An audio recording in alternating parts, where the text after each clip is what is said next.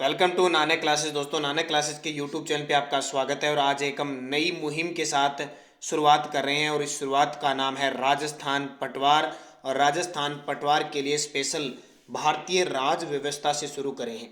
जैसे पिछले वीडियो में मैंने आपको पूरा सिलेबस बताया था कि पटवारी के अंदर फिक्स जो सिलेबस दिया गया है अधीनस्थ बोर्ड के द्वारा, उस पैटर्न के हिसाब से ही आपका एग्जाम होगा। तो उसमें एक कड़ी थी भारतीय राज व्यवस्था। हमने राजस्थान जीके पर खूब बात कर ली, इंडिया जीके पर अब हम बात करेंगे, करंट अफेयर्स पे भी राजस्थान पुलिस में खूब बात की थी, अब हम पटवार पे भी बात करेंगे। लेकिन सबसे एक कड़ी है कि अब तक हमने राजस्थान भारतीय राज व्यवस्था की कभी बात नहीं की। थोड़े बहुत टॉपिक आपको दिए गए लेकिन काफ़ी मांग भी थी, तो उसको लेकर अब भारतीय राज व्यवस्था। और पहला एक टॉपिक है आपका भारत का संवैधानिक इतिहास। आज जो हमारा भारत का संविधान है उसका इतिहास क्या रहा था, कैसे हमारा संविधान बना था, क्या उसमें विवरण है।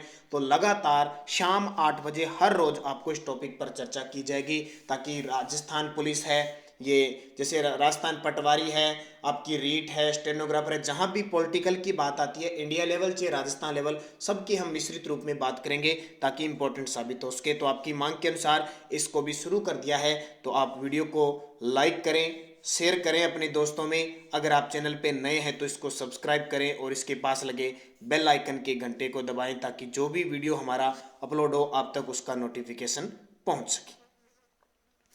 तो उससे पहले एक और अभी आरपीएससी पटवार क्रैश कोर्स 2020 शुरू हो चुका है। अन अकेडमी पर 19 नवंबर से शुरू हो चुका है। टॉप फैकल्टी के द्वारा आपको इस पे कोर्स का अध्ययन करवाया जाएगा। अगर आपको उनका मंथली, जैसे मंथली है 3 मंथ है 6 मंथ खरीदना होता है, आपको पूरा कोर्स खरीदना होता है। कोर्स खरीदने का मतलब पटवार का खरीद दिया, तो अगर आपको आरएस का लेना है तो आरएस का मिल जाएगा, रीट का मिल जाएगा। तो अन अकेडमी ज्वाइन कीजिए। और अगर आप get RPSC 10 code promo code लगाते हो तो आपको 10% की छूट भी मिलती है। जैसे जैसे कोर्स आप ज़्यादा मंथ का लेते जाओगे आपको सस्ता होता जाएगा। तो इसे ज्वाइन कर ले, वीडियो की डिस्क्रिप्शन में भी इसका लिंक मिल जाएगा। अब बात करते हैं हमारे मेन मुख्य क्वेश्चनों पे, जो हम क्वेश्चन लेके आए हैं, जो पटवार के लिए बहुत इंपॉर्टेंट साबित होंगे और आपके लिए फायदेमंद होगा। क्योंकि पिछले कुछ वीडियो आपको राजस्थान पुलिस के लिए दिए थे, तो बहुत सारे विद्यार्थियों ने मुझे कमेंट किया था कि सर आपके चैनल पे पढ़ के हमने 55 से 60 नंबर बनाए हैं। तो इन्हें सबको हार्दिक शुभकामनाएं। अब वापस उसी लय में आइए, सुबह 7 बजे का करंट अफेयर्स देखिए और अब स्टार्ट करते हैं आज के इस शुरुआत की। तो सभी को गुड इवनिंग, गुड इवनिंग सभी को। B R Ambedkar, B R Ambedkar का नाम आता है, बहुत बड़ा नाम आता है, भीमराव अम्बेडकर, भारत रत्न भीमराव अम्बेडकर, जिन्हें संविधान का जनक कहा जाता है। महात्मा गांधी के मध्य सन 1932 में हस्तांतरित पुणे समझौते में क्या प्रावधान था? नाम सुना आपने पुणे समझौता, एग्जाम में इतने आता है। पुणे समझौता किसके बीच हुआ? भीमराव अम्बेडकर और महात्मा गांधी के बीच।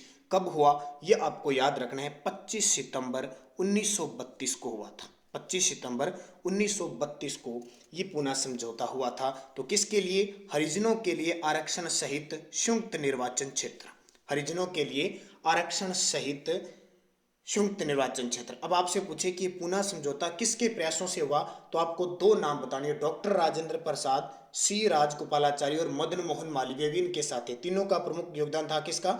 डॉक्टर राजेंद्र प्रसाद, सी राजगोपालाचारी और मदन मोहन मालवीय के प्रयासों से महात्मा गांधी और भीमराव अम्बेडकर के बीच 25 सितंबर 1932 को समझौता हुआ। समझौते के अनुसार दलितों के लिए निर्वाचन को समाप्त करके संयुक्त निर्वाचन क्षेत्र को स्वीकार कर लिया। बहुत बड़ी बात है। आपको पता है दलित क्षेत्र के जो लोग हैं, अनुभवी क्षेत्र के लोग हैं, वो भीमराव अम्बेडकर को अपना देवता मानते और वास्तव में साक्षात एक देवता की प्रतिमा इनमें शामिल थी। जब संविधान लागू हुआ था तो प्रारूप समिति जो किसको दी गई थी, वो भीमराव अम्बेडकर को दी गई थी।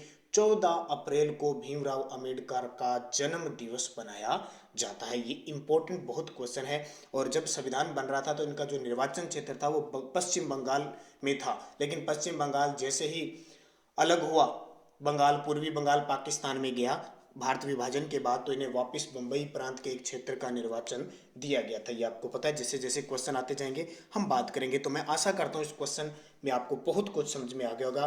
गांधी और भीमराव अम्बेडकर के बीच पुणे समझौता हुआ 1932। चलते हैं दूसरे क्वेश्चन। जैसे जैसे हम स्टेप को पकड़ते जाएंगे क्वेश्चन हमारे आसान होते जाएंगे। निम्नलिखित में से किस अधिनियम द्वारा भारत के गवर्नर जनरल को अध्यादेश जारी करने की शक्ति प्रदान कर दी गई। ऑप्शन आपके सामने है, साथ साथ आप मुझे कमेंट भी करते रहना ताकि आपको भी इनका पता लग जाए कि क्या ये कंडीशन चल रही है, किसकी हम बात कर रहे हैं। तो एक अधिनियम आया था 1861 का। कौन सा? 1861 का। देखिए, संविधान की प्रक्रिया कब से स्टार्ट हो गई थी? 1733 से रेगुलेटिंग एक्ट से शुरू हो गई थी। छोटे छोटे कानून बनने शुरू हो गए थे और एक दिन ऐसा हुआ, हमारा संविधान का निर्माण हो गया। बात इतनी थी कि उस समय जो सरकार किसकी थी? अंग्रेज सरकार थी। भारत परिषद अधिनियम 1861 के तहत जो गवर्नर था हमारे देश का, उसको अध्यादेश जारी करने की शक्ति प्रदान की। अध्यादेश एक अस्थायी कानून, वैसे कानून कहाँ बनते थे? इंग्लैंड सरकार के बनते थे, लेकिन राज्यपाल को आदेश दे दिया। आज गवर्नर का मतलब है राज्यपाल, राज्यों के अंदर अध्यादेश जारी करता है ना। 213 के तहत राज्यपाल 213 के तहत अध्यादेश जारी करता है, राष्ट्रपति 123 के तहत। वही अध्यादेश है ये किस परिषद अधिनियम के तहत? 1861 के अधिनियम के तहत। ध्यान रखना, उस समय लॉर्ड कैनिंग हमारे देश के वाइसराय थे। यहीं से विभागीय प्रणाली की शुरुआत होती है और मंत्रिमंडल व्यवस्था की नींव भी यहीं से रखी जाती है। याद रखना, इंपॉर्टेंट फैक्ट है, भारत परिषद अधिनियम 1861। तीसरा बहुत और बेहद इंपॉर्टेंट क्वेश्चन, जहां से एग्जाम में क्वेश्चन पूछा जाता है, क्योंकि जो नींव है, मूल जड़ है, वो कहां से स्टार्ट होती है? Regulating act 1773। कौन सा है ये? रेगुलेटिंग एक्ट 1773 से हम इसकी शुरुआत मानते हैं। जो छोटे छोटे संविधान, आपसे पूछे संविधान की प्रक्रिया किस एक्ट के तहत शुरू होती है? 1773, जिसको कहते हैं व्यवस्थापन कानून भी इसको कहा जाता है। रेगुलेटिंग एक्ट का मतलब क्या होता है? व्यवस्थापन कानून। कब बना? 1773 बना। ये इंपॉर्टेंट है। उस समय ब्रिटिश प्रधानमंत्री कौन थे? आपसे पूछे ब्रिटेन के प्रधानमंत्री पीएम कौन थे? प्रधानमंत्री थे लॉर्ड नॉर्थ। कौन थे? लॉर्ड नॉर्थ थे। ये आपके लिए इंपॉर्टेंट। अब इसमें किया क्या गया? देखो, इसमें यह किया गया, जो बंगाल का गवर्नर था, सिर्फ गवर्नर की नाम ले रहा हूं मैं, कई शब्द सुनने को मिलेंगे आपको। गवर्नर होता है एक, तो एक होता है गवर्नर जनरल और एक होता है वायसराय। इतने नाम आप सुनोगे। बंगाल का जो गवर्नर था वारेन हेस्टिंग्स, उसको बंगाल, मद्रास और बंबई का गवर्नर जनरल बना दिया। जो सिर्फ एक प्रांत के लिए था गवर्नर, अब 3 प्रांत दे दिए। कौन कौन से? बंगाल, मद्रास और बंबई का गवर्नर जनरल इसको बना दिया। और वायसराय कब बने? जब 1857 की क्रांति हुई थी। तो ये ध्यान रखना, वारेन हेस्टिंग बंगाल का प्रथम गवर्नर जनरल था। और इसी एक्ट के तहत जो बातें बता रहा हूं बहुत इंपॉर्टेंट है। 1774 ईस्वी में सर्वोच्च न्यायालय की स्थापना कलकत्ता में की गई थी। किस नाम से? फोर्ट विलियम, यानी कलकत्ता में की गई, जिसके 3 मुख्य न्यायाधीश थे। एक मुख्य न्यायाधीश के साथ 3 अन्य मुख्य न्यायाधीश थे। और मुख्य न्यायाधीश कौन था? Sir Elijah Impey. Sir Elijah Impey. ये इंपॉर्टेंट आपके लिए बन जाता है। तो पूछा जाए, भारत में कौन सा गवर्नर, कौन सा व्यक्ति गवर्नर बनकर आया? वारेन हेस्टिंग्सन। और गया तब वो क्या बना? गवर्नर जनरल बना। तो वारेन हेस्टिंग्स, याद रखना। तो सही 1773। चौथा देखिए, क्वेश्चन मैं कम कराऊंगा लेकिन पूरा तथ्य कराऊंगा ताकि आपके लिए इंपॉर्टेंट हो। भारत के गवर्नर जनरल को किस एक्ट के द्वारा अपनी समिति के निर्णय को अस्वीकार करने का अधिकार दिया गया? अस्वीकार करने का अधिकार भारत के गवर्नर जनरल को किस एक्ट के द्वारा अपनी समिति के निर्णय को, अपनी समिति में निर्णय को अस्वीकार करने का अधिकार? पहले तो सिर्फ इंग्लैंड सरकार करती थी, अब गवर्नर जनरल को दे दिया। तो 1774 का पिट्स इंडिया एक्ट। अब क्वेश्चन आ सकता है, पिट्स इंडिया एक्ट कब लागू हुआ? 1774 में। ये नाम भी आपको याद रखनी है, ठीक है, जिसको क्या कहते हैं? एक्ट ऑफ सेटलमेंट भी कहा जाता है। एक्ट ऑफ सेटलमेंट कहा जाता है। क्यों कहा जाता है? पीट इंडिया पैक्ट क्यों कहा जाता है? क्योंकि उस समय ब्रिटिश प्रधानमंत्री कौन थे? प्रधानमंत्री पीट थे। पीट ही प्रधानमंत्री थे, इसलिए उनके नाम पर किया गया। ध्यान रखना, इंपॉर्टेंट बात यहां से एक और निकल के आती है। क्वेश्चन क्या पूछा जा सकता है इस एक्ट के तहत? और क्या था इस एक्ट के तहत? ईस्ट इंडिया कंपनी के व्यापारिक और राजनीतिक कार्यकलापों को एक दूसरे से अलग कर दिया गया। और इस एक्ट में जो राजनीतिक कार्यों पर नियंत्रण स्पेशल किसका आ गया? इंग्लैंड सरकार का आ गया। उन्होंने एक कार्यकारिणी गठित कर दी। अगला क्वेश्चन देखिए, महारानी विक्टोरिया को भारत की सम्राज्ञी नियुक्त किया गया। ये बहुत बेहदा इंपॉर्टेंट है। यहाँ से कुछ परिवर्तन होते हैं हमारे देश में कि जो महारानी विक्टोरिया थी उसको भारत की सम्राज्ञी कब नियुक्त किया गया? आपको पता है 1857 की बहुत बड़ी क्रांति हुई थी। भारतीय संविधान यानी भारतीय स्वतंत्रता संग्राम प्रथम स्वतंत्रता संग्राम कहलाता है। तो वहाँ से कुछ परिवर्तन हुआ अंग्रेज सरकार में, अंग्रेजों में, और 1858 ईस्वी में महारानी विक्टोरिया जो सीधी ईस्ट इंडिया कंपनी काम कर रही थी, अब किसको बना दिया, भारत की सम्राज्ञी बना दिया। ध्यान रखना 1858 अधिनियम के तहत 1784 के पिट्स इंडिया एक्ट द्वारा लागू द्वैध शासन को समाप्त किया था। बहुत सारे परिवर्तन करने पड़े थे यहाँ पे, ध्यान रखना, ठीक है। और पहली बार सभी रियासतों पर, भारत की सभी रियासतों पर नियंत्रण के लिए भारत सचिव नियुक्त किया गया। ये क्वेश्चन एग्जाम में पूछा जा सकता है कि किसके तहत, 1858 के अधिनियम के तहत नियुक्त किया गया। और वायसराय कौन बने यहाँ पे, वायसराय जो इतने दिन गवर्नर जनरल का पद चल रहा था, गवर्नर जनरल को और पावरफुल बनाकर क्या नाम दे दिया, वायसराय दे दिया। और पहले वायसराय बने लॉर्ड कैनिंग। कौन बने, लॉर्ड कैनिंग। अंतिम गवर्नर जनरल भी कौन थे, लॉर्ड कैनिंग। वायसराय कौन बन गए, लॉर्ड कैनिंग, यानी उन्हें दोबारा नियुक्त कर दिया गया, ठीक है। तो ये आपके लिए इंपॉर्टेंट। और एक डलहौजी की जो हड़प नीति थी, डलहौजी की हड़प नीति, वेंगपत जिसको कहते हैं, विल्य नीति, गोद निषेध नीति, डॉक्ट्रिन ऑफ लैप्स नीति, उसको समाप्त कर दिया। तो ये चीजें आपको याद रखनी है। नेक्स्ट, मिंटो मार्ले सुधार का उद्देश्य क्या था, मिंटो मार्ले एक्ट का उद्देश्य क्या था। यहां से क्वेश्चन इंपॉर्टेंट बनती है, क्योंकि यहां से जो भारत पाकिस्तान का जो अलग होने का सिस्टम है, जो फूट डालो राज करो की नीति है, सांप्रदायिक प्रणाली है, वो यहां से शुरू हो जाती है। मार्ले मिंटो अधिनियम, ठीक है। एक तो था मार्ले, एक था मिंटो। अब दोनों में कई बार क्वेश्चन पूछा जाता है। एक तो था वायसराय, ठीक है, जिसको गवर्नर जनरल कह सकते हैं। एक था भारत का सचिव, जो सचिव पद नियुक्त हुआ था ना 1858 में। तो इसमें भारत का वायसराय तो था मिंटो। मार्ले, मार्ले कौन था, भारत सचिव था, भारत सचिव मार्ले था। और मिंटो कौन था, भारत का वायसराय था, ठीक है। इनका काम क्या था, पृथक निर्वाचन प्रणाली शुरू होगी। और मार्ले मिंटो सुधार अधिनियम, भारतीय परिषद एक्ट बना कब, 1909 के अंदर बना था। मार्ले मिंटो सुधार अधिनियम के नाम से जाना जाता है। अब इसमें हुआ क्या, देखो इसमें क्या हुआ। एक तो मार्ले मिंटो, इन दोनों ने मिलकर क्या किया, मुसलमानों को पृथक निर्वाचन, सांप्रदायिक निर्वाचन दिया गया, ठीक है। इन्होंने सुधार करते हुए मुसलमानों को अलग कर दिया।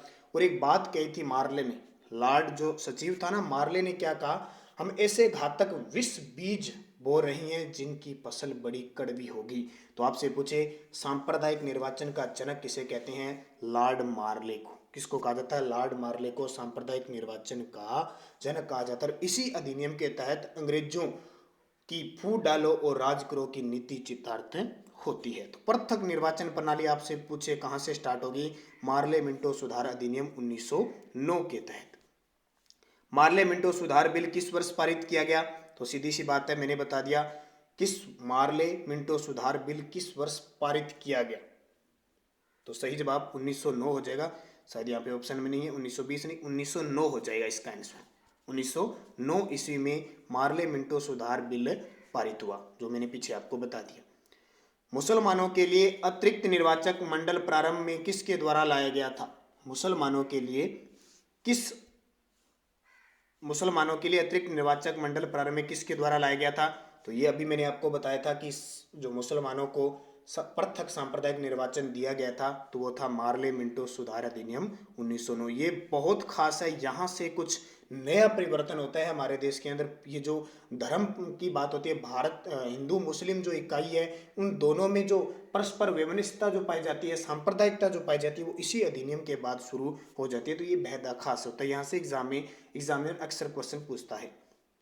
फिर देखिए 1909 के इंडिया काउंसिल एक्ट में किस बात की व्यवस्था की गई है, इंडिया काउंसिल एक्ट जिसको हम कह सकते हैं, तो इसमें किसकी बात की गई है, तो इसमें जाहिर सी बात है, फिर नाम जब भी आए सांप्रदायिक प्रतिनिधित्व की बात की गई है। किसकी, सांप्रदायिक प्रतिनिधित्व की बात की गई है। और इसी 1909 के एक्ट के तहत वायसराय की एक कार्यपालिका परिषद बनी, जिसमें प्रथम भारतीय विधि सदस्य थे सत्येंद्र नाथ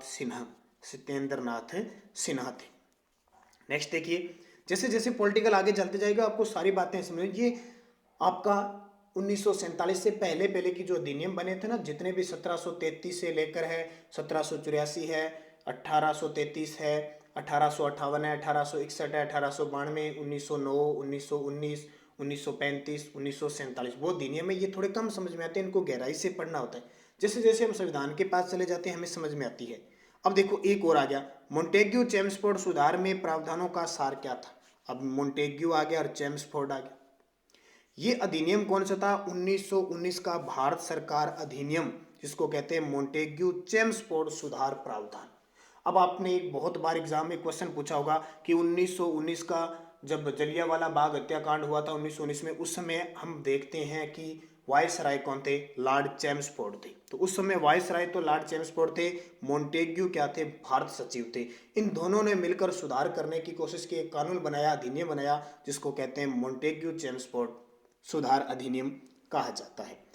इसका मतलब क्या हुआ, इसको क्या, तो ये क्या है, प्रांतों में दोहरा शासन लगा दिया। क्या लगा दिया, प्रांतों में दोहरा शासन की प्रक्रिया कर दी। ध्यान रखना, यानी भारत में एक सदनात्मक विधानमंडल थी, अब दूसरा द्विसदनात्मक विधानमंडल भी बना दिया गया। यहाँ से क्वेश्चन पूछा जा सकता है आपसे। और प्रांतों में द्वैध शासन प्रणाली भी यहाँ इन्होंने शुरू कर दी। 1919, 1909 और 1935 ये 3 अधिनियम इतने इंपॉर्टेंट है, पूछो मत। ठीक है, तो आपको इस बात का ध्यान रखना है। नेक्स्ट क्वेश्चन देखिए, 1946 का कैबिनेट मिशन 3 मंत्रियों में गठित था, निम्न में से कौन सा सदस्य नहीं था। कैबिनेट मिशन भारत में आया था, जाहिर सी बात है आप बढ़िया तरीके से जानते हो, कैबिनेट मिशन आया, लेने क्या आया था ये भी आपको पता होना चाहिए। संविधान निर्माण के लिए स्पेशल कैबिनेट मिशन भारत आया था। तो कब आया, 24 मार्च 1946 को आया। अब इसमें सदस्य कौन सा नहीं था, 3 सदस्य थे इसके अंदर। कितने थे, 3। ट्रिक याद रखना, एलक यानी अलेक्जेंडर, लॉरेंस और क्रिप्स थे। अलेक्जेंडर, लॉरेंस और क्रिप्स 3 थे। इसका मतलब लॉर्ड एमरी नहीं था, लॉर्ड एमरी नहीं था। इसमें क्या है, अलेक्जेंडर जो पैट्रिक लॉरेंस थे ये तो थे अध्यक्ष, एबी अलेक्जेंडर नेवी मंत्री थे, जल मंत्री थे, और स्टेफर्ड क्रिप्स थे यहाँ के व्यापार मंत्री थे। तीनों आए थे, इनका उद्देश्य भारतीय संविधान का गठन। सीधा एक क्वेश्चन आ जाता है, भारत विभाजन के लिए कौन सी योजना बनी, माउंटबेटन योजना। भारत के संविधान के लिए कौन सा मिशन था, कैबिनेट मिशन था। और मुख्य उद्देश्य मेन था इसका, गौण उद्देश्य क्या करना था, भारत का विभाजन करना इनका मुख्य उद्देश्य था। तो उत्तर सही हो जाएगा लॉर्ड एमरी। कैबिनेट मिशन योजना के विषय में कौन सा सही नहीं है, कैबिनेट मिशन योजना। तो विद्यार्थियों सभी लाइक कर देना, वीडियो को शेयर जरूर कर देना, क्योंकि हर रोज शाम 8 बजे आपको ये क्लास मिलनी शुरू हो जाएगी।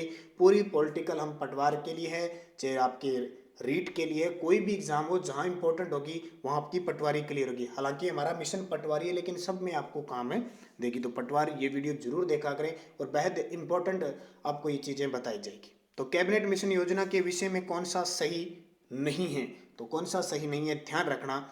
प्रांतीय समूहीकरण करना था, सही है। भारतीय सदस्यों वाला अंतरिम मंत्रिमंडल तय करना था, ये भी सही है। संविधान निर्माण का इसको अधिकार था, ये भी सही है। तो पाकिस्तान की स्वीकृति इसका अधिकार नहीं था कैबिनेट मिशन योजना का, क्योंकि इसके बाद चुनाव करवाए जाते हैं, अंतरिम मंत्रिमंडल का निर्माण होता है, बहुत सारी बातें इनके द्वारा की जाती है कैबिनेट मिशन के द्वारा। और ध्यान रखना, इसी के तहत 9 दिसंबर 1946 को पहली बैठक भी होती है, 9 दिसंबर, जिसमें 211 व्यक्ति सम्मिलित होते हैं। अस्थायी अध्यक्ष डॉक्टर सचिदानंद सिन्हा को बनाया जाता है। और उसके बाद में 11 दिसंबर 1946 को दूसरी बैठक में डॉक्टर राजेंद्र प्रसाद स्थायी अध्यक्ष बनते हैं, ये भी आपको मालूम है। भारत का संविधान लागू होने तक स्वतंत्रता के पश्चात इसका शासन किसके अंतर्गत चलाया गया। अब भारत का संविधान लागू सही रूप से, क्योंकि 26 जनवरी 1950 को लागू होना था, भारत आज़ाद हो गया 1947 को। तो अब ये शासन किसके अंतर्गत चला, बीच में 2-3 साल किसके अंतर्गत चला, तो बेहद ही एक इम्पोर्टेंट अधिनियम आया था 1935 का भारत शासन अधिनियम के अनुसार हमारा देश चला था। और आज जो हमारा संविधान है, लगभग 75% योगदान इस शासन अधिनियम का है, यानी उधार का थैला कहते हैं हम हमारे संविधान को। लगभग इस अधिनियम के तहत हमें बातें ली गई है, ध्यान रखना। तो ये इम्पोर्टेंट है, इसके तहत चला था। अब 1935 का भारत सरकार का जो अधिनियम था, ये जो अधिनियम था, इसमें बहुत सारी बातें, बहुत सारा कुछ मिला गया भारत में। यहाँ से संघात्मक सरकार की स्थापना होती है। और इस अधिनियम में ध्यान रखना 321 अनुच्छेद थे, 10 अनुसूचियां थी और 14 परिशिष्ट भाग थे, ध्यान रखना। और हमारे संविधान का मैंने बता दिया 75% के आसपास जो हिस्सा है इसी अधिनियम के तहत लिया गया था। बहुत सारी बातें हुई इसके तहत। आपका जो सूचियां शक्तियों का विभाजन हुआ, संघ सूची, प्रांत सूची, समवर्ती सूची, इनको अलग से कानून दिए गए। भारत परिषद का अंत किया गया। बर्मा, बरार और अदन को भारत से पृथक कर दिया गया। उड़ीसा, सिंध प्रांत बना दिए गए। रिजर्व बैंक की स्थापना हुई। सबसे बड़ी बात, आरबीआई की स्थापना 1 अप्रैल 1935 किस अधिनियम के तहत? 1935 के अधिनियम। आगे की वीडियो में फिर और बात करेंगे इनके लिए, लेकिन और द्वैध शासन है उसको अंत कर दिया गया और प्रांतों में जो अधिकार दिए गए थे अब उसको अस्तित्व में लाया गया और केंद्र में द्वैध शासन शुरू कर दिया। बहुत सारी बातें इस अधिनियम में छिपी हुई है, जो हम संविधान पढ़ेंगे उसमें लगभग सारी बातें क्लियर हो जाएगी। भारतीयों को वर्ष 1947 में सार्वभौम सत्ता सौंपने की योजना निम्न में से किस नाम से जानी गई? भारतीयों को सार्वभौम सत्ता सौंपने के लिए भारत का विभाजन हो गया और वो योजना कौन सी थी? माउंटबेटन योजना। यहां से अक्सर एग्जाम में पूछा जाता है कि माउंटबेटन योजना क्यों आई? क्योंकि उस समय गवर्नर कौन थे, वायसराय कौन थे? लॉर्ड माउंटबेटन थे और उन्होंने इस माउंटबेटन योजना की घोषणा की 3 जून 1947 को। कब? 3 जून 1947 को करते ही भारत और पाकिस्तान को दो भागों में बांट दिया। वो कौन सी योजना थी? माउंटबेटन योजना। याद रखना, बेहद इंपॉर्टेंट है आपके लिए माउंटबेटन योजना। उस समय ये गवर्नर जनरल थे, भारत के अंतिम ये वायसराय थे, माउंटबेटन थे। और उसके बाद में जैसे भारत स्वतंत्र हुआ, अंतिम जो भारतीय गवर्नर बने वो थे सी राजगोपालाचारी। नेक्स्ट क्वेश्चन देखिए, भारत की आजादी के समय इंग्लैंड में किस पार्टी की सरकार थी? यहां से बहुत बार क्वेश्चन पूछा जाता है। तो लेबर पार्टी की सरकार थी। कौन थी? भारत की स्वतंत्रता के समय जो पार्टी थी लेबर पार्टी थी। ये क्वेश्चन कई बार एग्जाम में पूछ लिया गया है। अब लेबर पार्टी की जो लेबर पार्टी थी, अब लेबर पार्टी की सरकार थी। यहाँ उस समय इंग्लैंड के प्रधानमंत्री कौन थे? एटली थे। कौन थे? एटली बने और उन्होंने भारत को आज़ाद करने की घोषणा कर दी थी। ध्यान रखना, ये काफ़ी इंपॉर्टेंट है। और वायसराय कौन थे? तो वायसराय माउंटबेटन। आज़ाद होने के बाद माउंटबेटन रहे, लेकिन जैसे ही बाद में माउंटबेटन वगैरह ने छोड़ दिया तो हमारे देश के खुद के जो वायसराय बने वे सी राजगोपालाचारी बने थे। केंद्र में द्वैध शासन किस अधिनियम के अंतर्गत स्थापित किया गया? केंद्र में, तो मैंने अभी बताया, केंद्र में द्वैध शासन प्रांतों से हटाकर केंद्र में कर दिया। भारत सरकार अधिनियम 1935 के तहत कर दिया गया। किस अधिनियम की प्रमुख विशेषता प्रांतीय स्वायत्तता थी? प्रांतों को स्वायत्तता दी गई थी। किस अधिनियम की खासियत थी? तो ये अधिनियम की खासियत थी 1935 के अधिनियम, यानी प्रांतों को स्वायत्तता दे दी गई और केंद्र में लगा दिया गया, तो 1935 के अधिनियम की थी।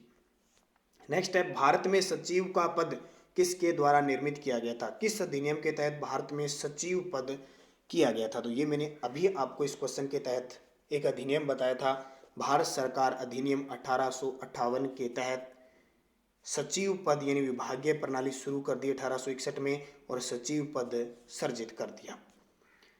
1818 में ईस्ट इंडिया कंपनी से 1818 में से सीधे जयपुर के किस कछुआ वंश ने संधि की थी? East India company. अब ये आपको पता है कि 1818 की संधियां हुई थी, उसमें लगभग भारत की रियासतों ने क्या संधियां की थी?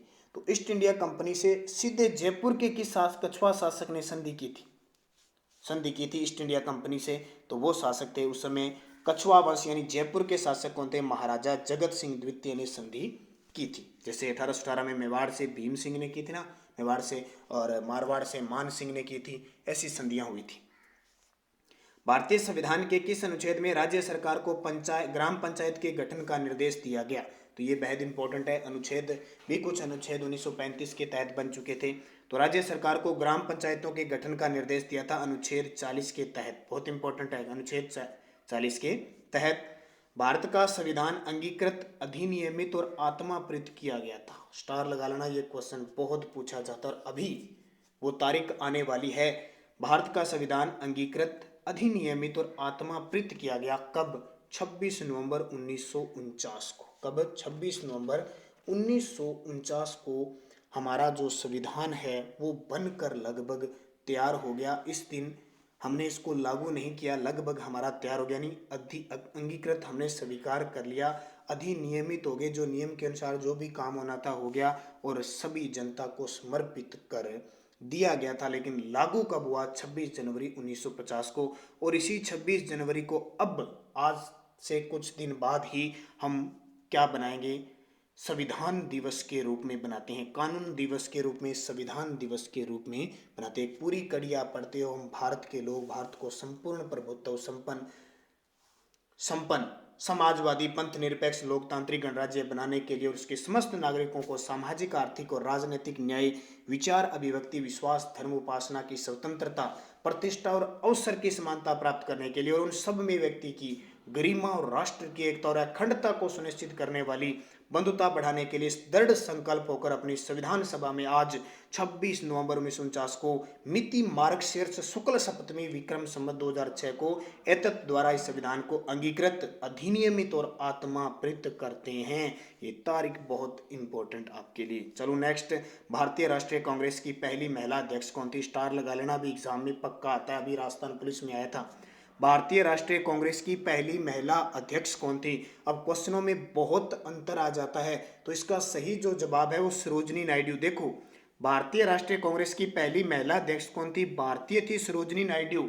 सीधा पूछे भारतीय राष्ट्रीय कांग्रेस की पहली महिला अध्यक्ष, तो एनी बिसेंट थी। कौन थी? Any Besant. ये भारत की नहीं थी, लेकिन भारतीय पूछे तो सरोजिनी नायडू है। दोनों में अंतर है, ध्यान रखना। कांग्रेस की स्थापना 28 दिसंबर 1885 को बंबई के अंदर हुई थी। 72 प्रतिनिधियों के द्वारा इसमें भाग लिया गया था। शुरुआत में व्योमेश चंद्र बनर्जी के द्वारा इसकी स्थापना की जाती है। तो ये सारे इंपॉर्टेंट कांग्रेस, जो आज कांग्रेस पार्टी चल रही है वही कांग्रेस पार्टी थी, ठीक है। तो सरोजिनी नायडू थी पहली भारतीय। और पहला सीधा पूछे कांग्रेस, राष्ट्रीय कांग्रेस की पहली महिला अध्यक्ष एनी बिसेंट थी। तो ये सारे इंपॉर्टेंट। और दोबारा एक बार फिर बता दूं, पटवार के लिए स्पेशल आपको बताया करंट अफेयर्स की क्लासें भी दी जाएगी, लेकिन राजस्थान करंट अफेयर्स की हमारी स्पेशल ई बुक है राजस्थान करंट अफेयर्स के लिए। और जहां से क्वेश्चन आएंगे पटवार में, देखो जनवरी से लेकर हमारी सितंबर 2020 तक की ई बुक लॉन्च की हुई है 1000 क्वेश्चनों की।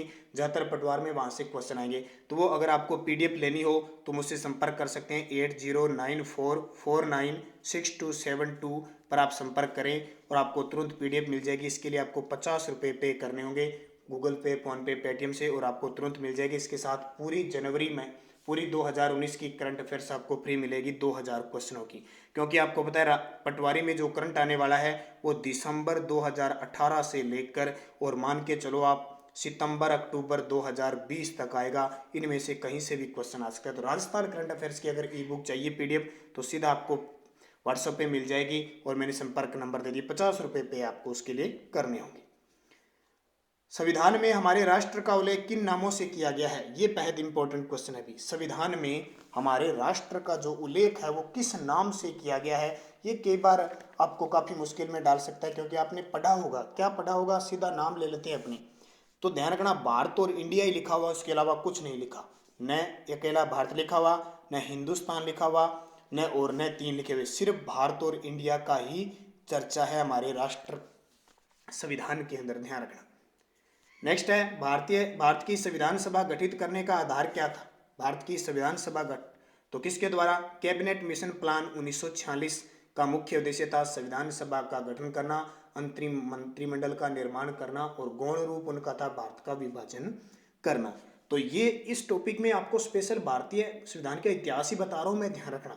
अगला एक वीडियो हो रहेगा उसमें भी इतिहास बताऊंगा। फिर हम चर्चा करेंगे कि हमारा संविधान कैसे बना, कितने दिन लगे, क्या कुछ, वो प्रक्रिया बाद में है। संविधान के विचार को औपचारिक रूप से प्रतिपादन किसके द्वारा किया गया? विधानसभा के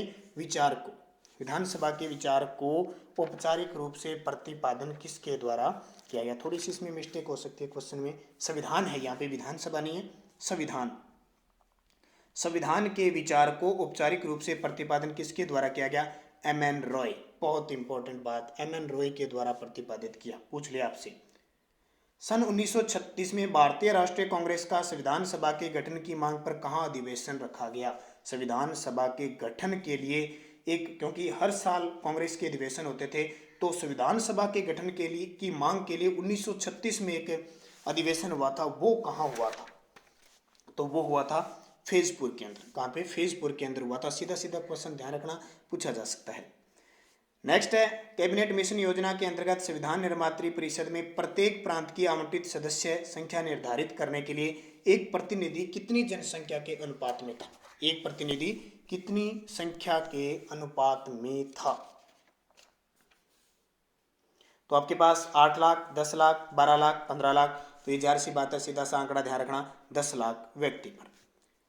भीमराव अंबेडकर का संविधान में निर्वाचन हुआ था। ये क्वेश्चन क्योंकि संविधान के जनक कहे जाते हैं, इनसे क्वेश्चन की बार पूछ लिया जाता है। तो इसका सही जवाब है पश्चिम बंगाल से इनका निर्वाचन हुआ। हालांकि बाद में यहाँ से रद्द कर दिया गया था, क्योंकि पूर्वी बंगाल पाकिस्तान में जैसे ही चला गया तो इनकी सदस्यता खत्म हो गई थी। फिर इन्हें किसी की जगह बम्बई प्रांत में देकर और इन्हें संविधान सभा का सदस्य बनाया गया था। तो पश्चिम बंगाल से। संविधान सभा के उद्घाटन अधिवेशन की अध्यक्षता किसने की थी? संविधान सभा के उद्घाटन, क्योंकि आपको पता है 9 दिसंबर 1946 को संविधान सभा की प्रथम बैठक हुई थी। यहाँ इनको कोई अध्यक्ष नहीं मिला था। तो सबसे बुजुर्ग व्यक्ति, सर्वसम्मति से सबसे बुजुर्ग व्यक्ति सच्चिदानंद सिन्हा को, सत प्लस चित प्लस आनंद, सच्चिदानंद पता है ना, सिन्हा को अधिवेशन की अध्यक्षता दी गई। हालांकि 11 दिसंबर 1946 को दूसरी बैठक में इन्हें हटाकर अस्थायी रूप से डॉक्टर राजेंद्र प्रसाद इसके अध्यक्ष बन गए थे। तो आज का हमारा अंतिम क्वेश्चन है, यहाँ संविधान सभा अभी थोड़ी सी मिस्टेक होगी। आपको मैंने पहले बताया था 3-4 दिनों से टेक्निकल समस्या हमारी चल रही है। सुबह 7 बजे जो हमारा करंट अफेयर्स की क्लास आती है वो जरूर देखा करें। स्पेशल पटवार के लिए तो बहुत ही इंपॉर्टेंट होगी। वो सुबह 7 बजे Rajasthan current plus India current affairs की क्लास आती है, जिसमें पीछे के क्वेश्चनों का भी गुणगान किया जाता है। तो संविधान सभा के अस्थायी अध्यक्ष कौन बने? सच्चिदानंद सिन्हा। तो 30 क्वेश्चन आज मैंने आपको बताए। आगे भी हम बात करेंगे कि कौन कौन से क्वेश्चनों की। कल फिर 8 बजे आपके सामने हाजिर होंगे। बहुत सारे क्वेश्चन संविधान के इतिहास से संबंधित पड़े हुए हैं, तो उनकी चर्चा भी हम कल के वीडियो में जरूर करेंगे, ताकि आपको पटवार में इन क्वेश्चनों से एक भी क्वेश्चन बाहर ना जाए, जैसे राजस्थान पुलिस के लिए आपको मुहिम चलाई थी। तो दोस्तों, सपोर्ट करना, लाइक करना, शेयर करना। धन्यवाद। जय हिंद, जय भारत।